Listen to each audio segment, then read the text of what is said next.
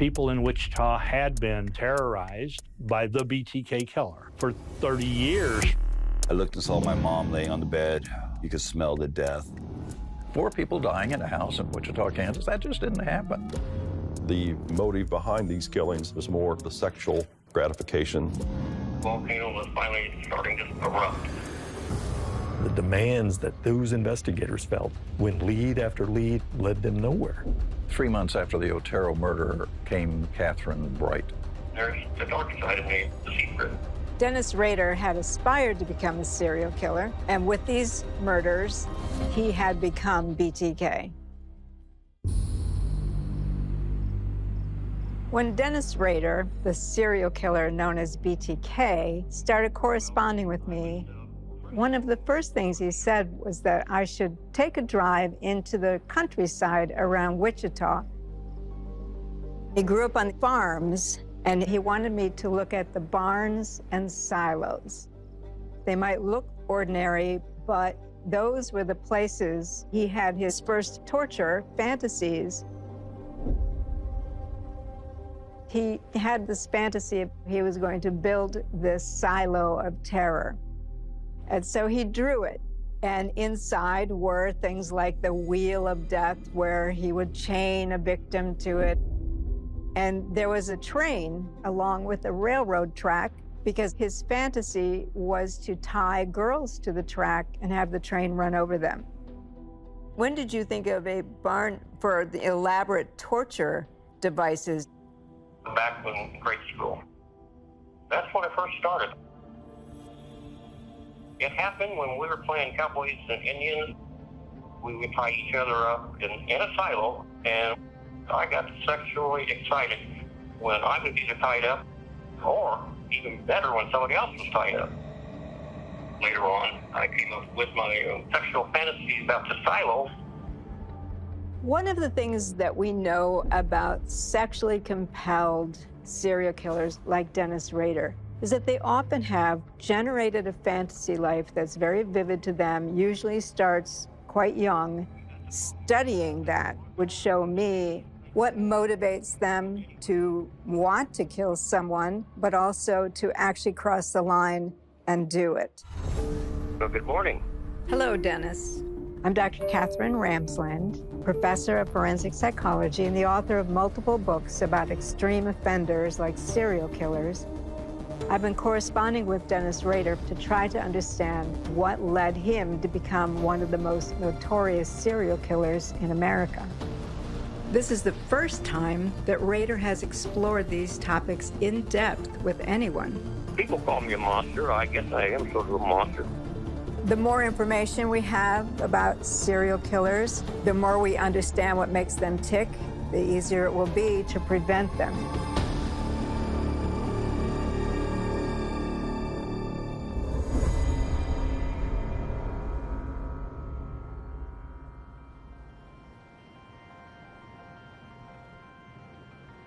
My goal with Dennis Rader is to use his story to dissolve some of the stereotypes about serial killers so that we can better identify children who might be at risk for becoming adult offenders.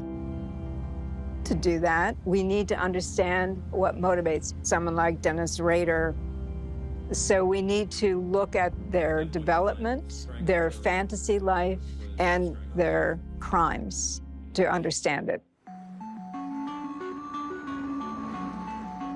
By the fall of 1974, Rader had killed the Oteros, murdered Catherine Bright, attempted to kill her brother. And Rader has been going about business as usual as a young husband and a student taking classes at Wichita State. Initially, the Bright murder was not associated with the Otero killings. There were not a lot of similarities in the method of killing. The strangulation that was used at the Otero house was different than what you found where Kathy was stabbed, and that's what resulted in her death. At the crime scene at the Oteros, the telephone line was cut, and there had not been a sign of a struggle. And at the Bright scene, of course, there was a struggle as Kevin fought back, and they turned furniture over. And the phone in the bedroom had been unplugged, but Catherine Bright was found clutching a telephone receiver in her hand. She just wasn't able to make the call. Because Catherine Bright's brother didn't die, he was able to give the police a little sketch. Did you pay attention to the news coverage afterward? Oh, yeah, very close. We paid a lot of attention to the newspapers and listened to the news, anything, any tips. They had a fairly good description of me that he gave to the police. I looked at that and I said, whoa, that's pretty close to the way I look. One of the things Rader said to me was that he always had bad luck with his crimes because something always seemed to go wrong. And he always felt as if he were the victim. It is because he sees his world from his point of view and no one else matters. Clearly, he has not thought of his victims as human beings at all. They belong to him and they're supposed to behave according to his fantasies. And when they don't, he's the victim in his mind.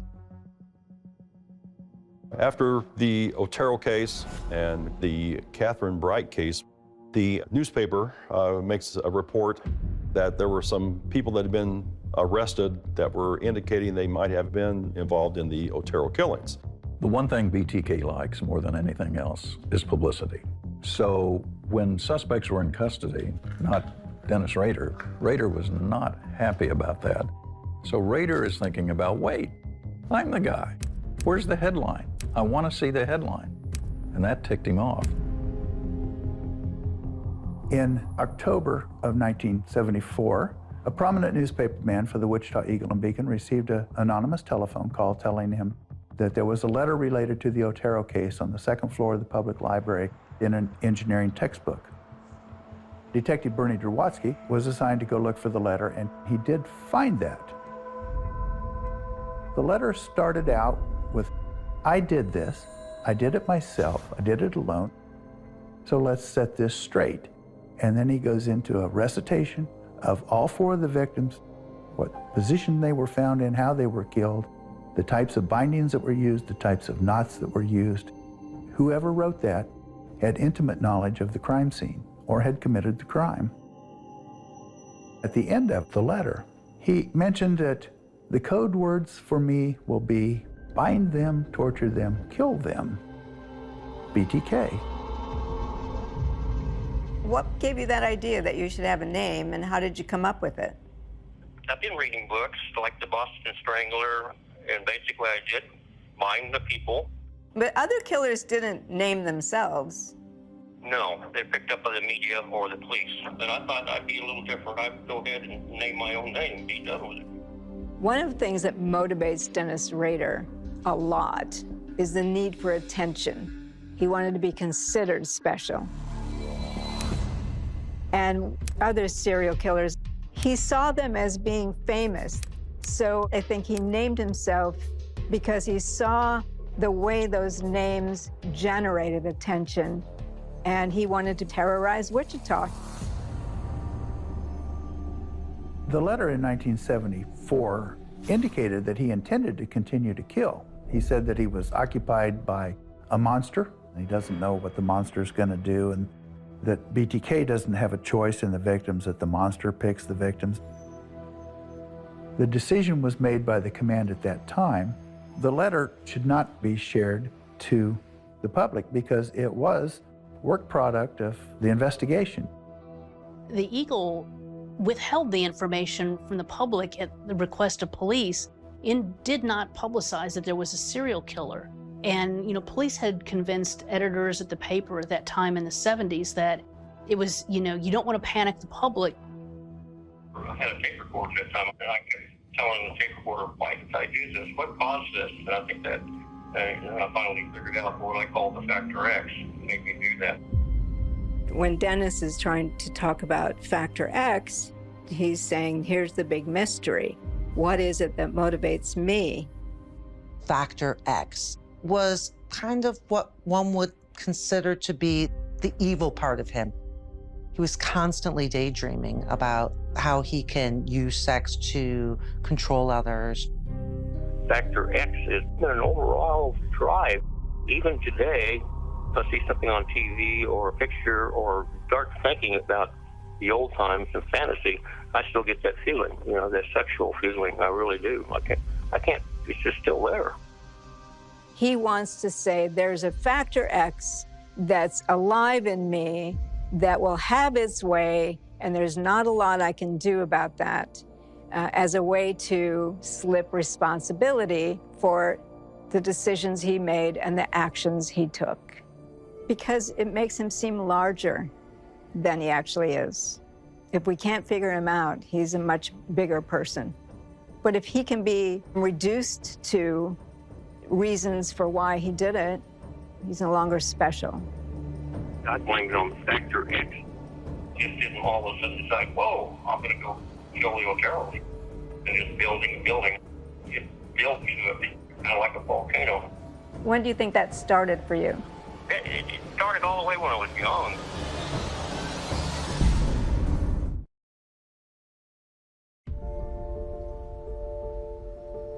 Let me take you back to your childhood.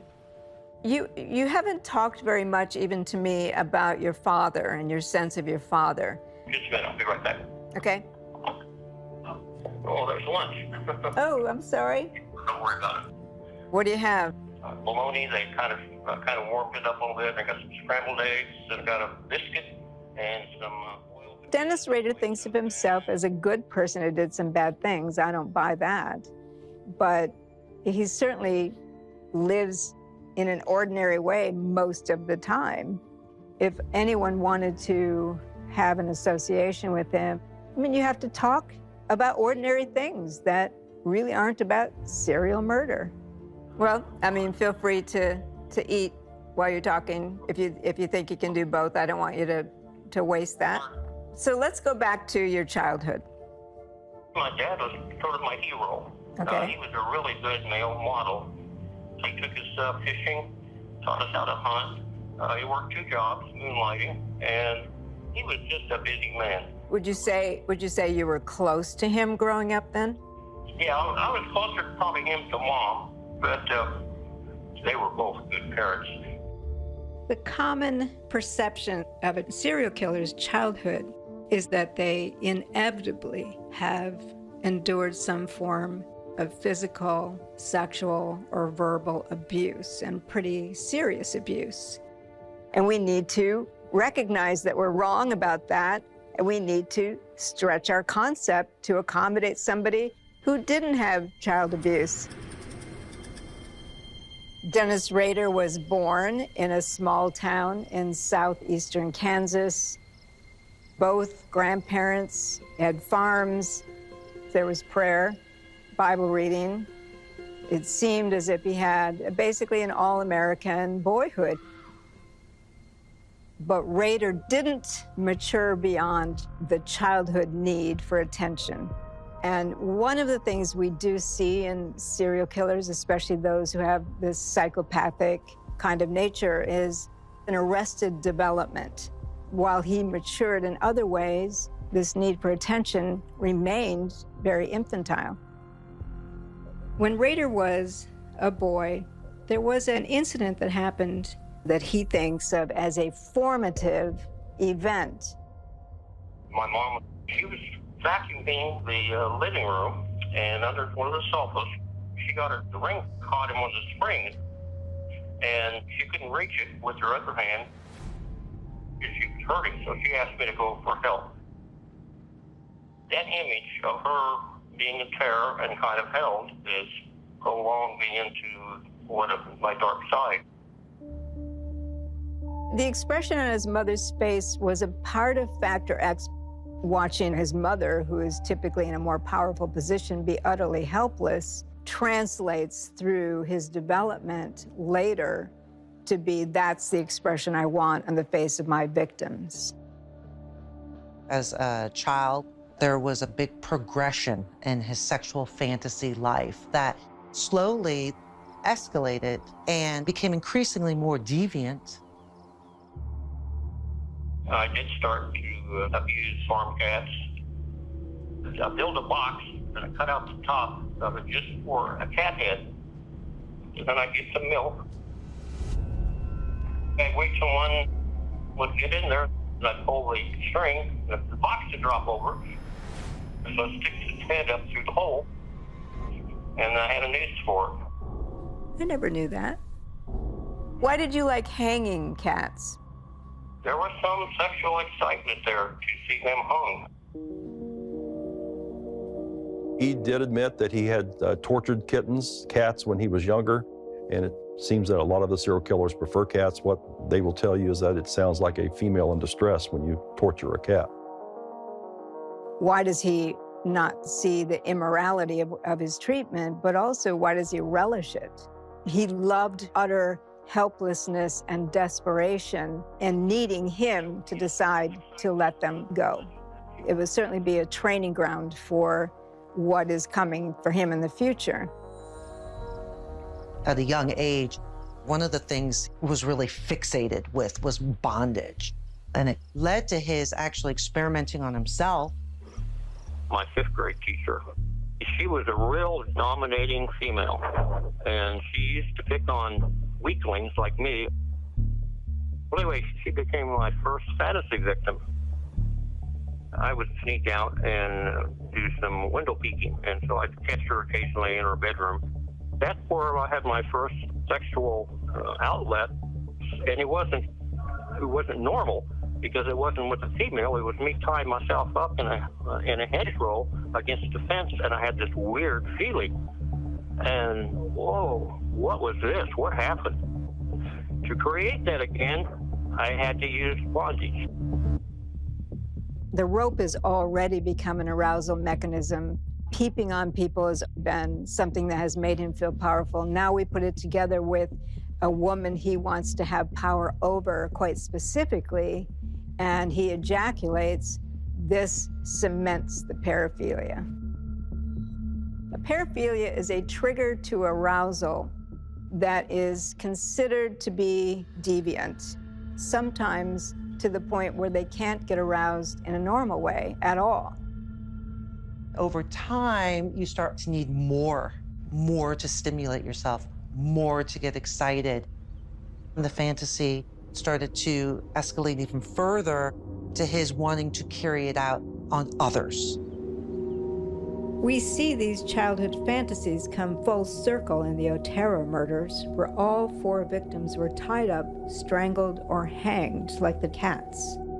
And he replicated in his victims the look of helplessness he'd seen on his mother's face when her hand was stuck in the sofa.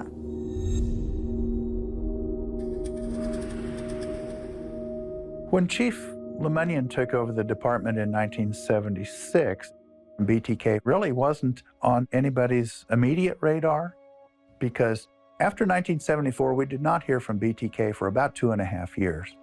At that point, that was enough time to go by that some of us speculated that perhaps he was in prison or he had been killed.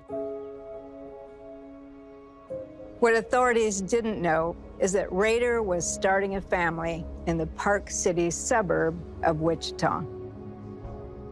Dennis and his wife had their first child in 1975. Rader had gotten a job from a security company. In a way, it was like the perfect job. Dennis was one of the supervisors who would come out and supervise the installation. I mean, how ironic is that? Working at a security company enhanced his predatory activities. He developed more skills and understanding of how to enter a home and how to get past a security system. I used to like to go to people's closets, mess around in their Chester drawers and stuff, and find nylon socks and panties and things of that nature. I would steal them. That was kind of exciting. So no one ever caught you or complained that things were missing? No, I was real careful. While Rader's wife was home taking care of their newborn, he began to act on his fantasies again, and his new job allowed him to troll for victims. He was always looking for victims, and he was always monitoring his victims' activities. He called them projects. And one of the things he kept repeating to me throughout the time I spent with him is, if you become my project and you have a routine, you're in trouble. Once you knew who you were going to target, what did that feel like to you? Well, it's kind of like the big game hunter, I guess you'd say. He's got the target, or he's got the animal in his sights and his gun. This is going to be it. What made you so sick, you son of a bitch?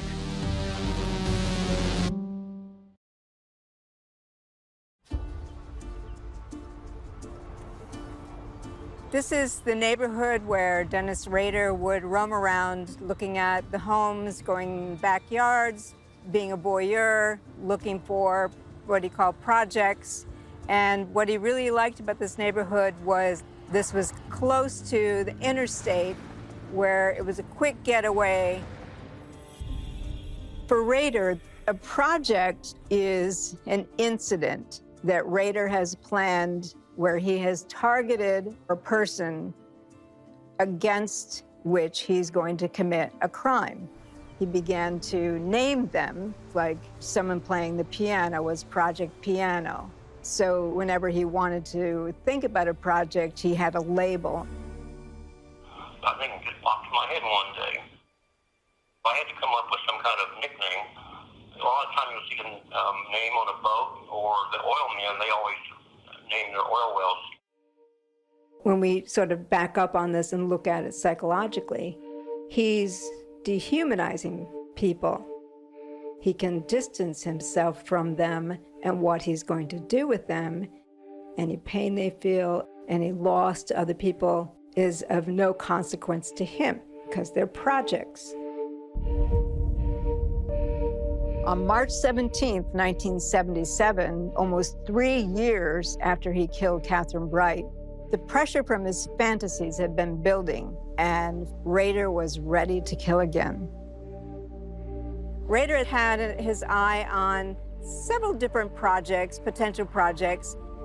He dressed up in tweed and, nice shoes and a briefcase, which was his James Bond outfit because he liked to think of himself as a spy. When he came to the first project, Project Green, he knocked on the door and no one answered. And so he figured if one project didn't work out, there was another one down the street that he could try as well. He was dressed to kill. This is what he had in mind. I was all geared up to do something, and it didn't happen at Project Green, where the girls were home. But I think I went to a couple other houses, knocked on the door. So I was in the mood. Rader then moved on to a different project, Project Blackout, and again, no results. He did not want to let this day get wasted in his mind, and so he saw a little boy, and he thought if there's a little boy here, he must have a mother at home. So that was random, but the opportunity struck, and I already had the plan what I was going to do, and there was the opportunity, so I latched onto it.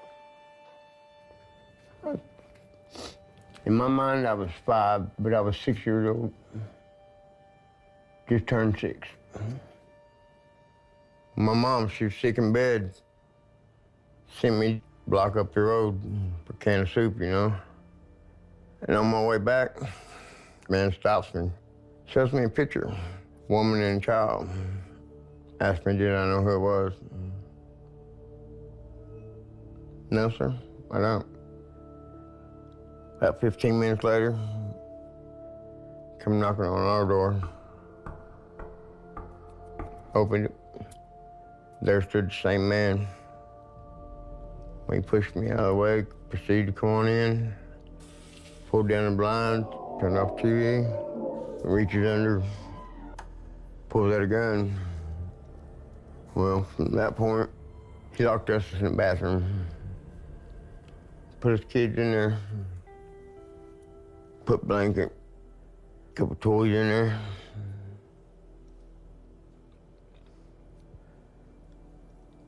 Pushed the bed against the other door. There was a crack in the door, just enough where you can see out. I was looking through the door.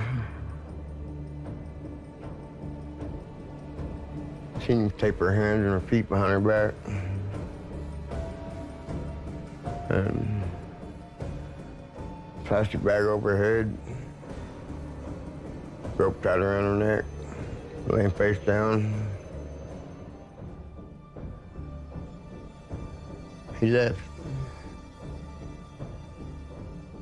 I was ramming the bathroom door. I finally broke a hole in it. We got out. I ran around to Mom. Just a second.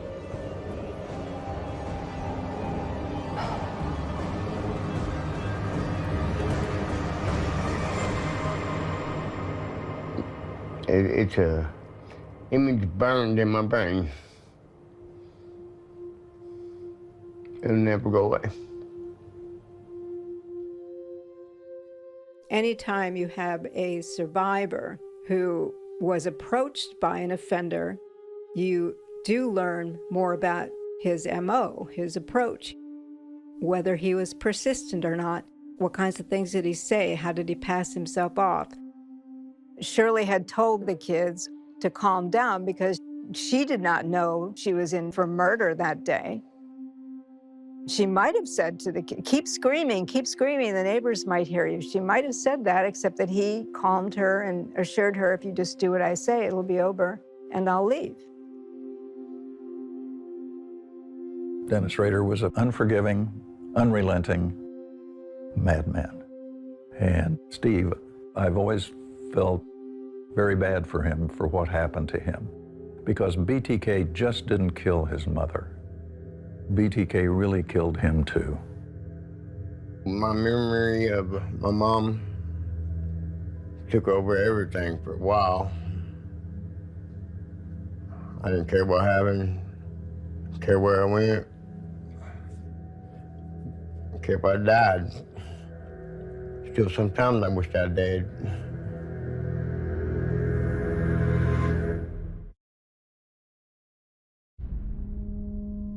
At Shirley Bayan's home, there's no empathy whatsoever for the kids or even seeing them as human beings. Rader has a wife and a child at home, and yet he doesn't seem to have the same feelings about what these kids are going through as they're watching through this crack in the door as he's killing their mother. Having the children there in Shirley Bayan's house, did that bother you at all? No, my objective was to her. Kind of like a World War II, you're flying a bomber, and you've got enemy aircraft shooting you down, but your main focus is to drop the bombs on what they want you to drop the bombs on. Nothing else mattered. She was my focus. Weren't you worried about what might happen with them? No. They were old enough to take care of themselves. Rader was barely even aware of them, which is exactly how the brain of a psychopath works. They're very goal-oriented, and they're just going to keep going until they achieve it. After the Bayan murder, BTK was back on the radar of a number of people at WPD. Some officers speculated that Shirley Bayan was a BTK victim because of the way she was tied. She was actually tied to the bed, not just tied up and placed on the bed.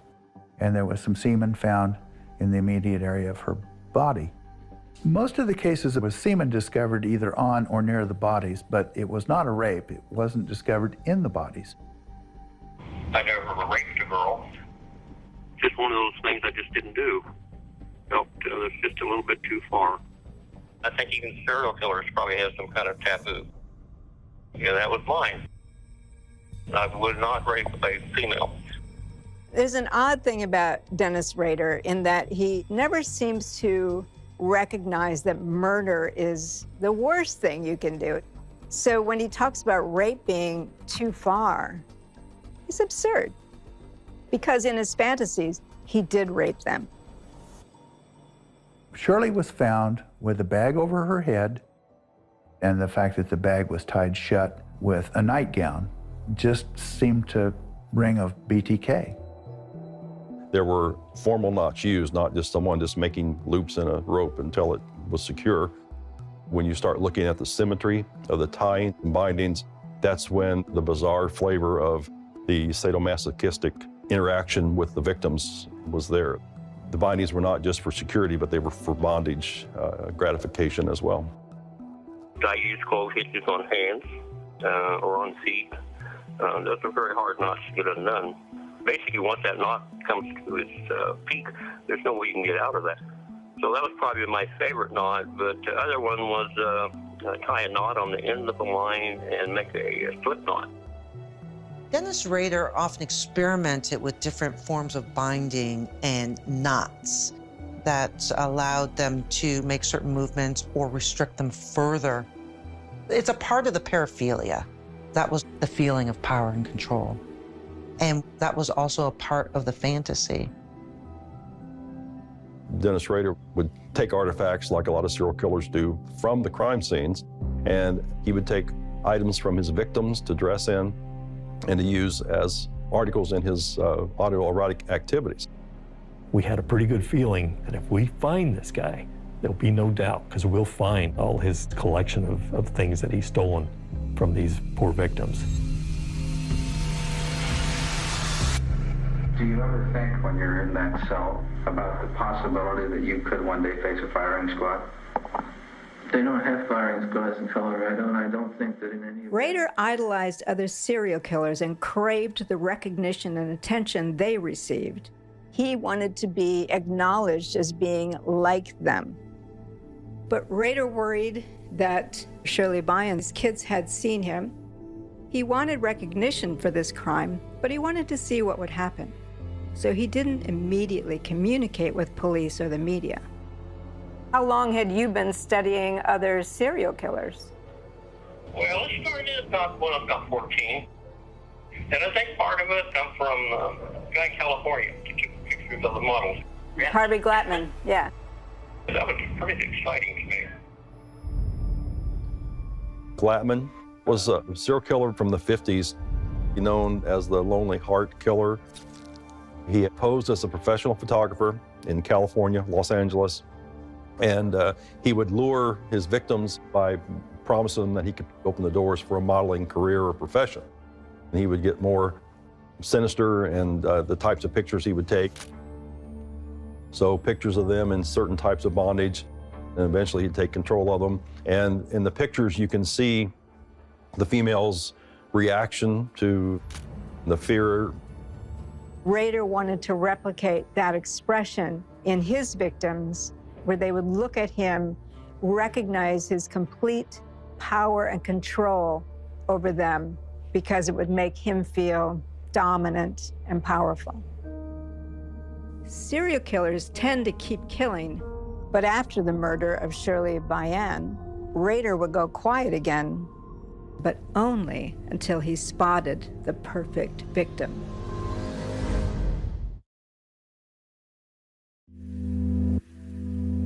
It's December of 1977. Rader has murdered 6 people. He's gotten away with it. He's feeling cocky. He's made mistakes. He's had close calls. He wants the next one to be just right. When he came to this street, he saw a young woman outside who fit exactly what he was looking for. She was petite, young, blonde, Nancy Fox. He stalked her. He went to where she worked. He wanted to get her routine so he knew when she'd be home and when she wouldn't. She'd taken a second job during the Christmas season, and that was at the mall. We'd go in and act like he was going to buy something, looking for gifts just to interact with her. On December 8th, 1977, 9 months after the murder of Shirley Bayan, Dennis Rader came to Nancy Fox's house for the final time. He had already broken in and was sitting inside when she walked through the door. When she realized he was sitting there, and she says, "What do you want?" And he told her that he always used the word strange dude. "I'm a strange dude, gonna do some stuff with you. If you cooperate, you'll be okay." She was upset, but he let her have a cigarette. They sat and talked for a while. At one point, she then said, "Let's get this over with so I can call the police." He learned that he needed to take control quickly, so he took her to the bedroom. At this point, he begins to mentally torture her so that he can capture that terror on her face in exactly the way his adolescent fantasy had formed. You enjoyed the look of fear on your victim's face? Well, yes, it's sort of a sexual arousement with Fox. Things went pretty smooth and everything, and all going for face down. It's just the idea that I had done it is all I needed. It's like my mom when her finger was caught in the couch. She was struggling.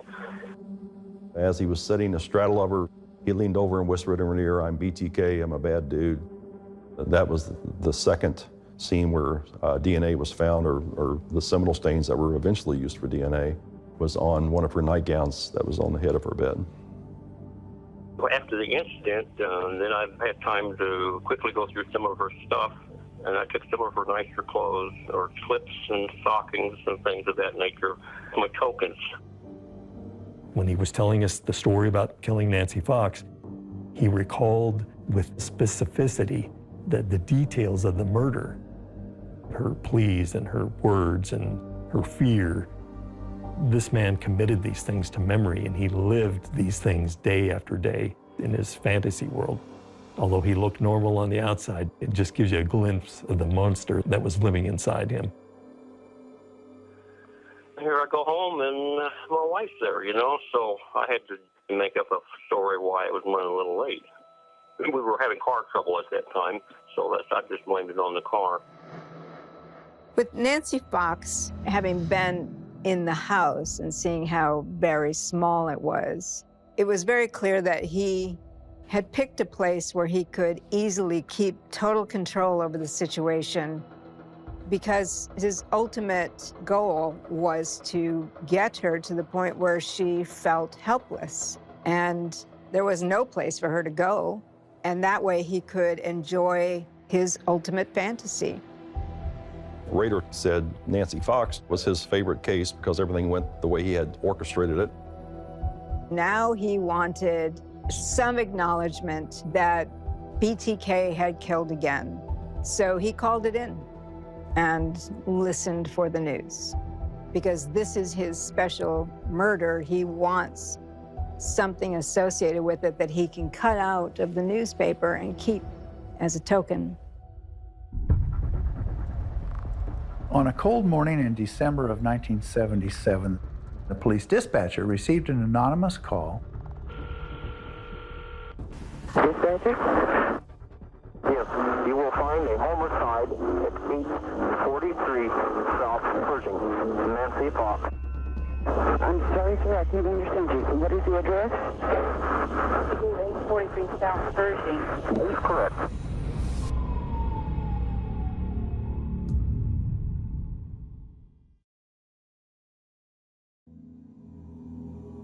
We have a homicide that occurred here at 843 South Pershing. We received a call about 8:20 from an individual that said there's a homicide, and hung up the phone.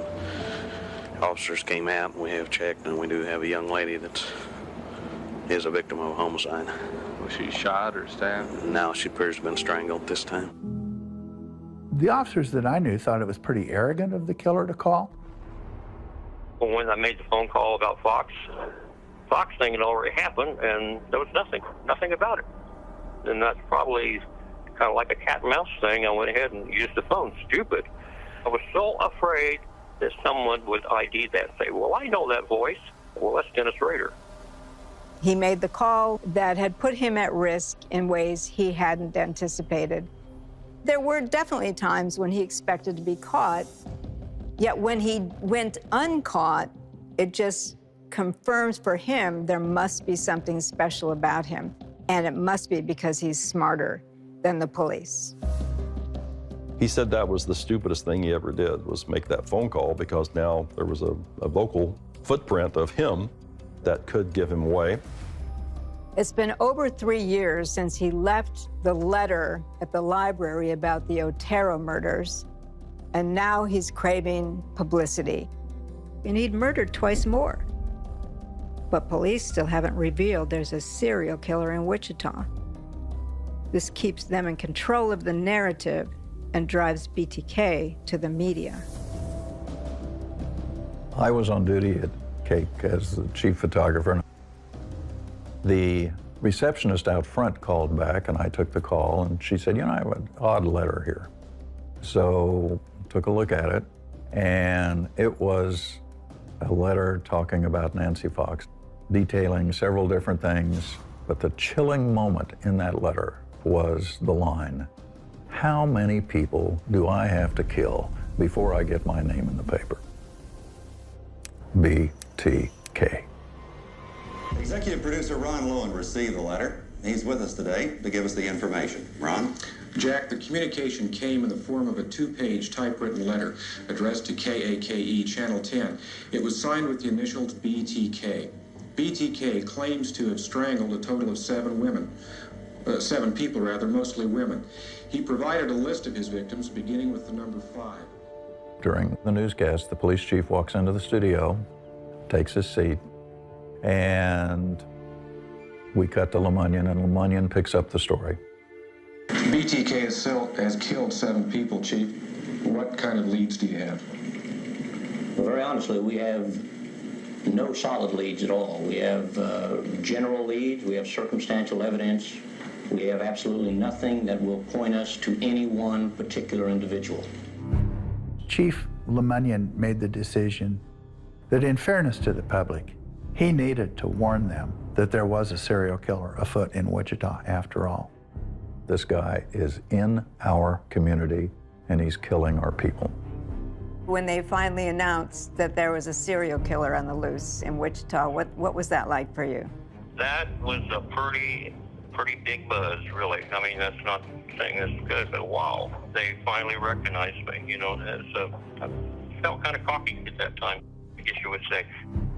Dennis Rader loved the idea that he was a serial killer. It was the hottest aspect of his identity. And his need for attention would ultimately be his downfall. The most important thing that everyone can do is certainly be aware that we do have a very serious problem. That was like an atomic bomb going off in the city. The whole city was turned upside down. There were 200,000 people here. It changed the lives of 200,000 people. You're dealing with a person who is perverted, a person that is sick. People were just terrified. Question for Wichita back then is how many more people are going to die?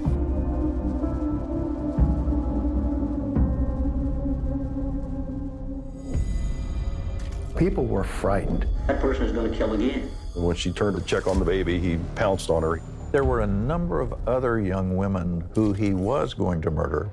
People were pretty close to meeting the hand of death. The sexual arousal started to escalate. Rader really enjoyed this game with law enforcement. Taunting police who was going to be the next victim. All of a sudden, BTK is back. And let them people know that now he's still around. Dennis Rader has gotten away with this for 30 years. Eventually, he would slip up. I said, we're going to get this guy. I don't care what it takes. I couldn't figure out how they knew.